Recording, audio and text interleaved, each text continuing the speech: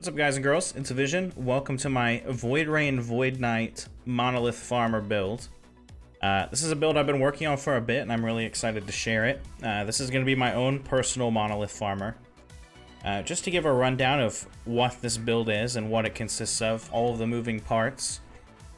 Basically, it's a build that uses Devouring Orb, the Void Rifts from Devouring Orb, to set up a lot of like domino effect damage, where once one enemy dies, Void Rifts trigger and continue to kill enemies and trigger more Void Rifts. This build excels at killing large packs of enemies. The boss damage is it's not bad at all, but it's way outclassed by just how much raw AoE damage this can put out. And to show you a little bit of how this build functions, basically you're going to turn your Devouring Orb on auto cast. There's a lot of different ways to handle packs. One of them would be to lunge in. You'll see some smites go off. A lot of this build functions off of trying to quickly get a kill and set the domino effect in motion, and then basically you just kill things by existing with Devouring Orbs up. Sigils is featured in this build. For AoE packs, your Sigils are going to proc automatically, and that helps for some of the uptime. On boss fights with only a single target, you will have to cast them yourself, but the playstyle shifts a lot for single target. Single target scenarios, you're going to be using Smite for damage. You're going to do a lot of stutter stepping, casting Sigils and getting smites off when it's free to cast, or when you're free to cast without taking damage. Another option for this build too, when you're out of mana, is the shield throw. And shield throw serves two functions. It's something to use when you're out of mana. It's also really good in monoliths when you're sitting on a single target and your rifts aren't necessarily proccing, but you can fish for kills off screen, and anything you kill off screen is going to trigger the void rifts on top of the single target you're trying to damage. So let's get into the skills. First off, we'll look at Sigils of Hope. We take 4 out of 5 in Empowering Sigils, 1 out of 1 in Last Wish, 3 out of 3 in Decree of Flame, and 1 point in Sigils of Despair. And basically what this setup does is you're getting increased damage per sigil. They're getting added fire damage, 3 per sigil, which we then convert to void. And Sigils of Despair is also giving you increased void damage per active sigil. And Last Wish makes it so this is basically automated when you're killing packs of enemies. You have a 6% chance to summon a sigil on kill. And when you're going through Monolith, you're running into a lot of packs, so this is basically maintaining itself. And so basically the goal of Sigils in this build is to up your flat void damage and scale it a little bit per sigil you have. It also helps a little bit with survivability. On the right side of the tree, we take 5 out of 5 in Iron Sigils. It gives you 200 flat armor per sigil.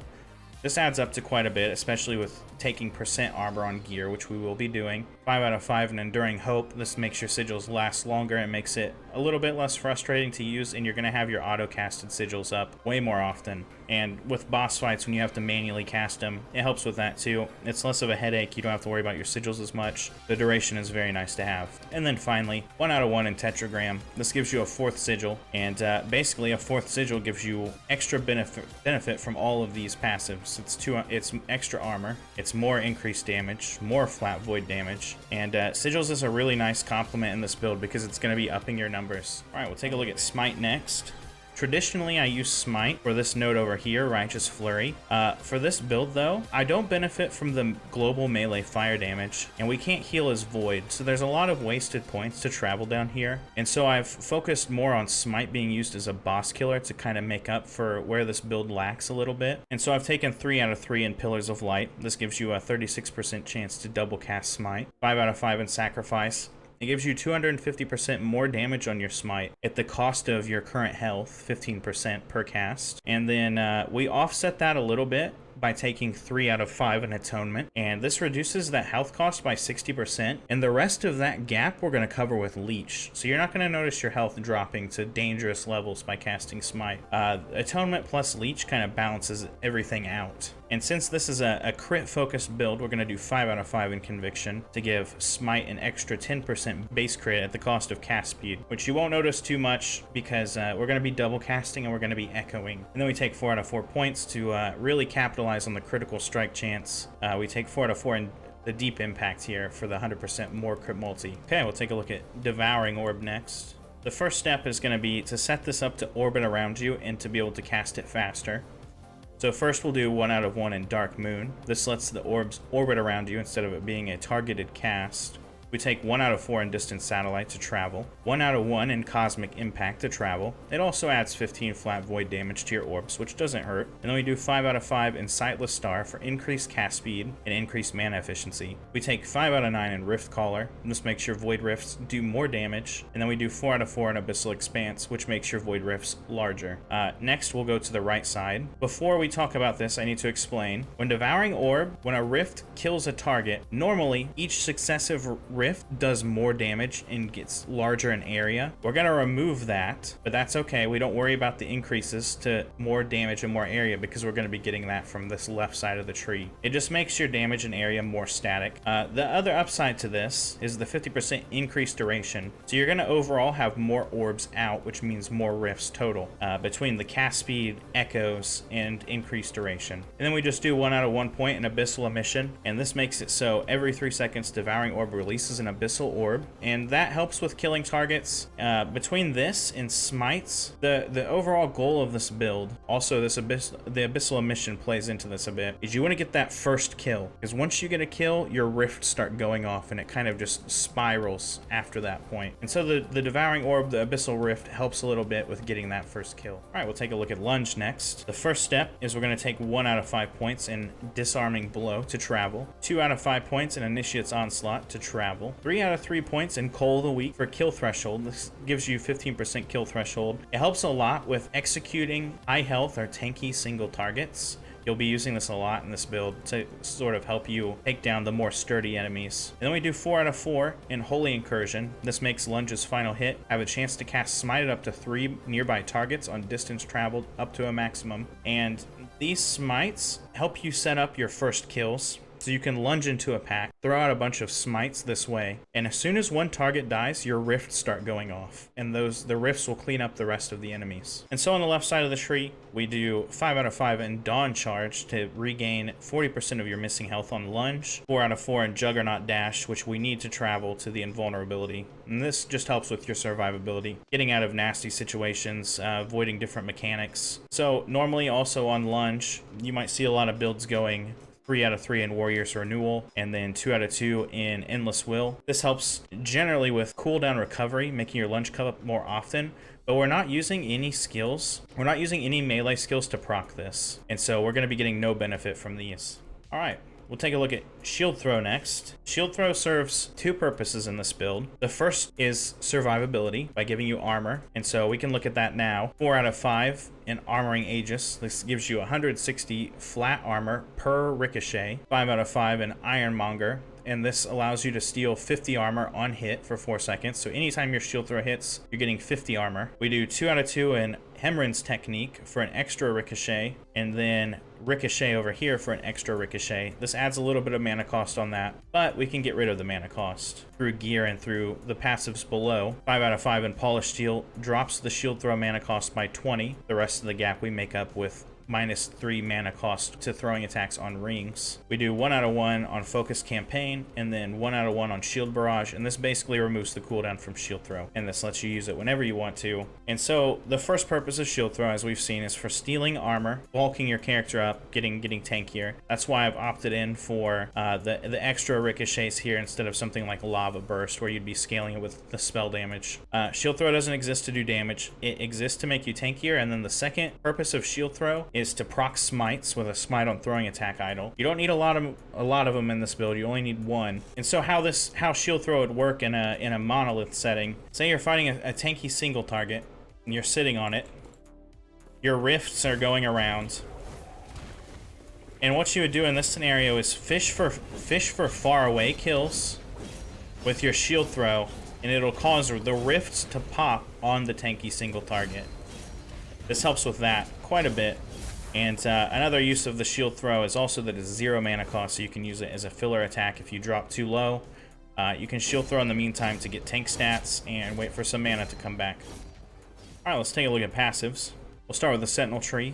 8 out of 8 points in Fearless. This is giving you Vitality, which helps with stacking health and also increasing the damage of your Void spells. 5 out of 5 in Armor Clad for the flat armor. Also reduced damage taken from nearby enemies by 10%. 5 out of 5 in Valiant Charge. This reduces the the cooldown of your Lunge, and since the Lunge tree, we're not benefiting from any of the cooldown reductions there. This helps offset that by a little bit. You also get 35 flat health. Then we do 2 out of 5 in Time and Faith. This helps offset a little bit of the mana cost of Smite. We're not going to get too much benefit from this though. It's basically to get a little bit of health back and some mana when you Smite. Take a look at Forge Guard next. We do 5 out of 10 in Battle Hardened. The main goal of this is to pick up Shield Throw. It also helps quite a bit with capping your physical res. It also gives you % increased armor, which we will be scaling. You can always flex more points into this if you're missing more than 20% physical res in your gear. You can just move points from somewhere else into this, and this occurs anytime your character's hit. Take a look at the Paladin tree next. We're doing 8 out of 8 in Defiance. This is mostly for the 24% LE res. This is going to help cover up some of your resistances, so you don't have to use gear space on it. 10 out of 10 in Valor. This gives you 15 flat health per point. We take all 10 for 150 health. Really, you only need 7 out of 10 to pick up Sigils, and then you can come back to this later on once you're done with the Void Knight tree to pick up a little bit of extra health to scale into your build. Take a look at the Void Knight tree now. We do 10 out of 10 in Abyssal Endurance. This gives you flat health, void res, physical res. This combined with the Forge Guard passives is going to almost cover your physical res. The void res is nice too. 40% of each is pretty nice for helping you get closer to cap. Next we'll do 1 point in Void Corruption. This gives you 1% crit multi for each point in the Void Knight tree. So at the end of your character's lifespan, it's going to be an extra 70% crit multi. 6 out of 6 in Temporal Corruption. This converts your Smite to Void damage and adds an extra flat 12 Void damage to all your attacks and spells. Then we do 8 out of 8 in Void Bolts for the extra 16 spell Void damage. The throwing Void damage will get added onto your shield throw, and that will get scaled a little bit, but that's not going to be a significant source of damage. Most of your damage is going to be coming from the Void spell damage. Then we do 6 out of 6 in World Eater for the Void damage leached is health. 6%. You're not going to benefit too much from the melee leech other than just from Lunge. This overall, though, helps a lot with your sustainability. Next, we do 5 out of 5 in Renouncement, and this turns your Smite from scaling with Attunement into scaling with Vitality, and it also adds a flat 1 void spell damage per Vitality onto your Smite.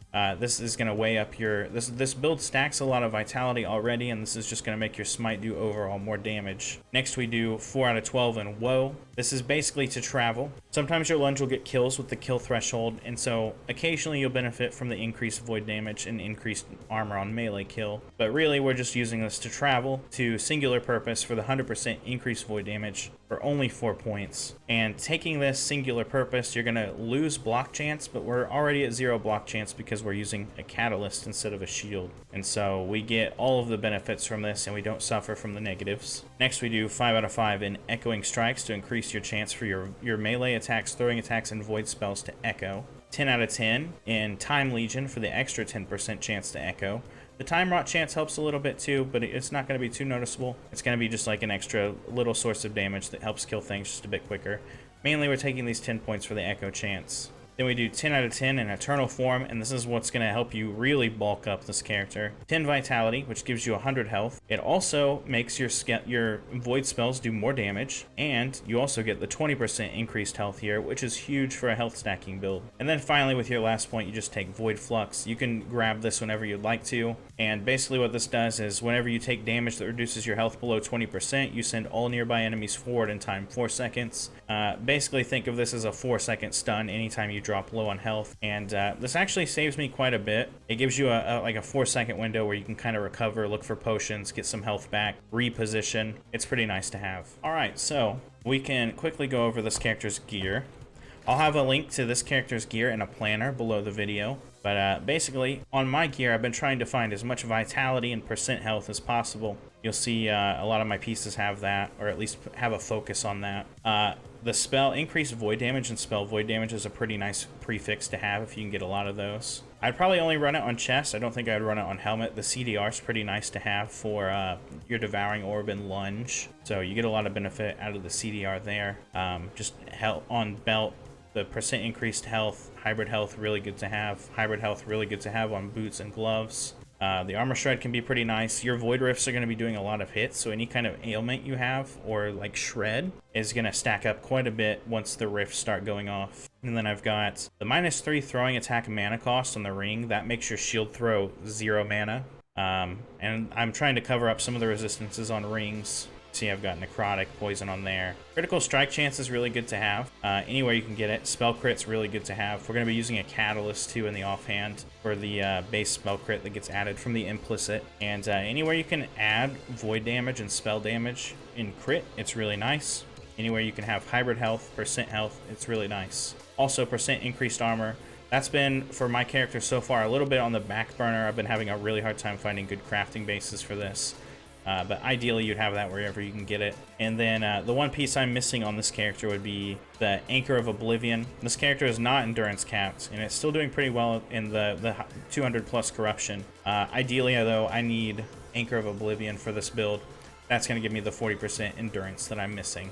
And then for my idols, I just have one chance to cast Smite on throwing attack, and then the rest of these are increased void damage for 4 seconds when a skill echoes. You only need one chance to cast Smite on throwing attack. So normally the chance to cast Smite on throwing attack would be better when you're struggling to kill large groups of enemies, a lot of them. This build doesn't have that though. This build, you basically just jump into a group and your Void Rifts handle everything. So you're not too concerned about extra smites going off. You have plenty of damage in a group setting. And so I focused a little bit more on increased void damage when a skill echoes, because in a single target scenario, we're going to be trying to up our smite's damage to just like quickly take out a bulky target.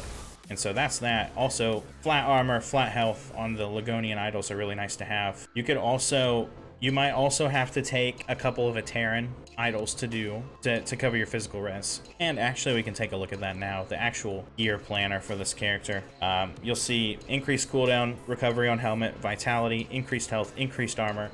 Really good to have. The ideal gear for this character is a lot of health stacking, a lot of percent increased armor stacking, and wherever you can get vitality or void spell damage. So also on the chest, increased void damage, flat void spell damage, vitality, increased health, increased armor. On the belt we have ward gained on potion use, but more importantly, 100% chance to cleanse all ailments. You only need tier 1 of this to be able to cleanse ailments.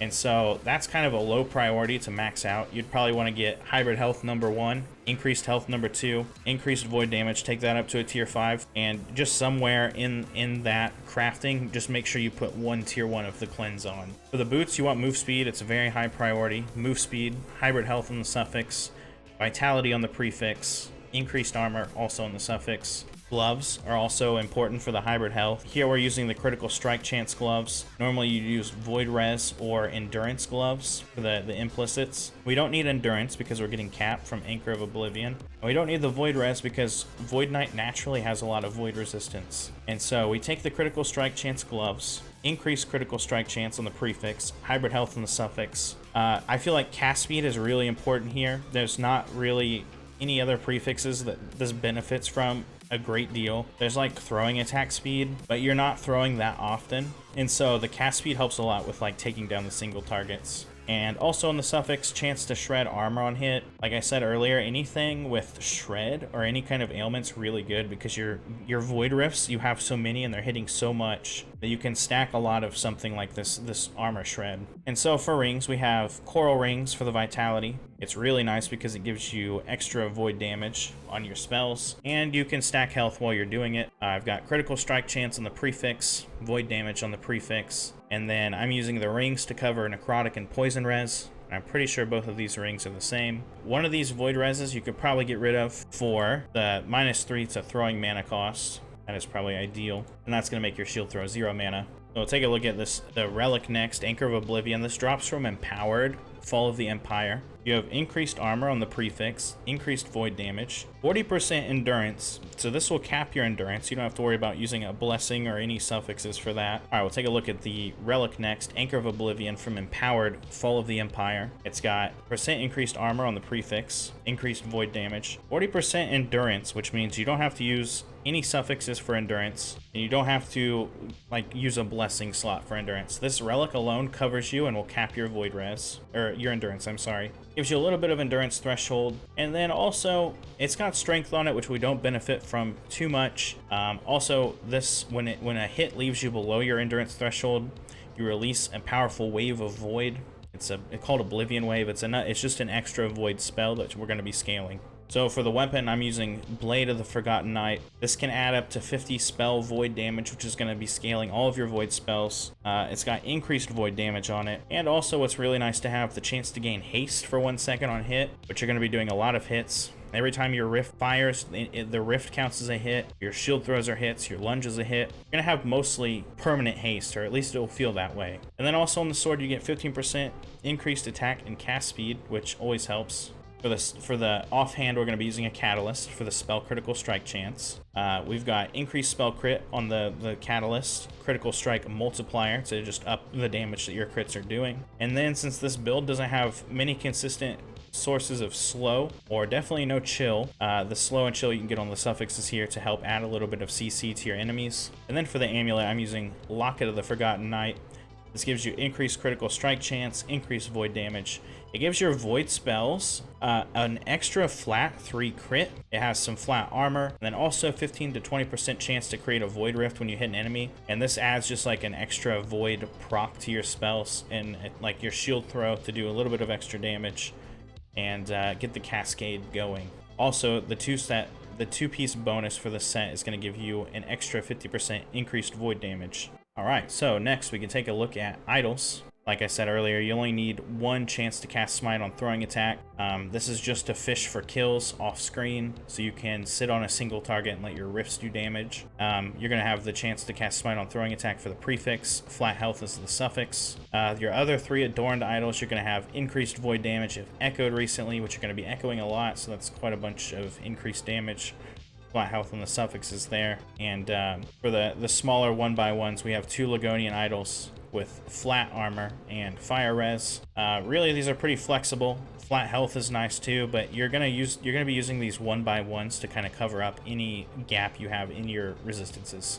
And like for the Ligonian idol, same thing. It's making up for physical res, and the stun chance can be anything. There's not a lot of great prefixes for this build for the small Eteran idols. All right, so next we'll take a look at blessings. I've got Void Res Blessing here from the Black Sun. This is going to help you reach your Void Res cap. If your Void Res is covered already, you could also go for the Crit Multi here, or there's actually a lot of good options here in this timeline. Chance to shred Void Res, Crit Multi, spell damage leached his health is pretty nice to have. The flat health your build will scale well. I would recommend first make sure your Void Res is capped. As long as if it's not capped, take the Void Res here, and then you can choose. Void Res Shred is pretty nice if that is offered to you as one of the options.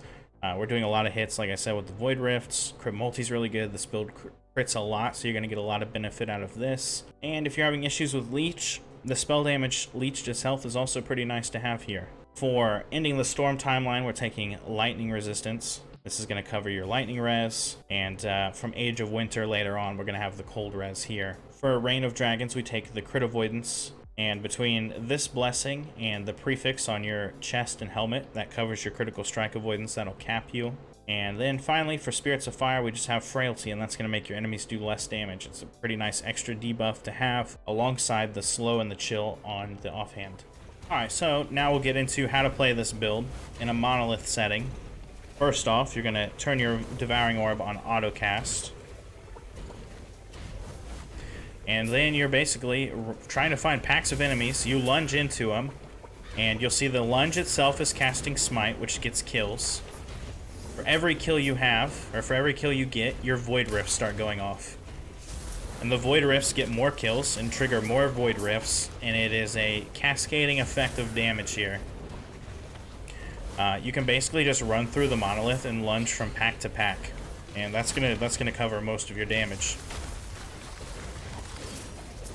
If you ever run into like a tanky single target, you can use Smite to kind of handle that.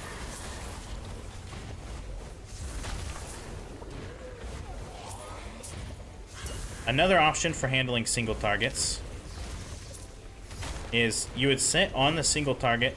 Imagine that this Bone Cairn is like a tanky profane flesh. You sit on this so your Void Rifts hit it, and you can fish for kills off screen with your shield throw. And that's going to make the Void Rifts trigger on top of you and also on top of the single target you're trying to kill.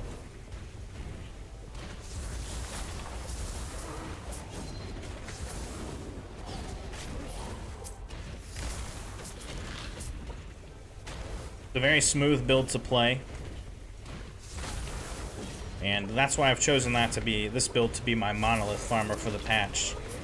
You don't have to put much thought into what you're doing. Just let the Devouring Orb autocast, and you're going from pack to pack, just lunging, triggering smites, triggering rifts.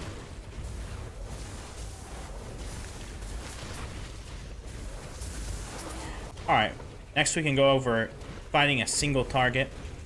You're not going to benefit from the auto-casted sigils, and so you're going to have to manually stack those yourself. You'll see they last for quite a bit, so you don't have to worry too much about them. They can also echo, so sometimes if you cast one sigil, you might just get two sigils, and that saves you a lot of time in like the maintaining of the sigils. You keep your sigils at 4 stacks, and you're going to be doing a lot of stutter stepping and smiting the single target. The single target is not too bad in this build. It is way outclassed by how much AoE this does in like farming. But you can see here, the playstyle is a little bit different for the single target. You're basically just keeping the sigils up, stutter stepping, and hitting the single target with smite. Alright guys, that is the Void Rain, Void Knight, Monolith Farmer build. If you've watched this long, thank you, I really appreciate that. And if you play this build and have fun with it, or have any questions, let me know down in the comments. I'd be happy to help. I've been really looking forward to making this video because this character's been a lot of fun to play. I just wanted to make sure that I had all the moving parts accounted for, and the gear and the passives and all that made sense. And so thank you guys once again for watching.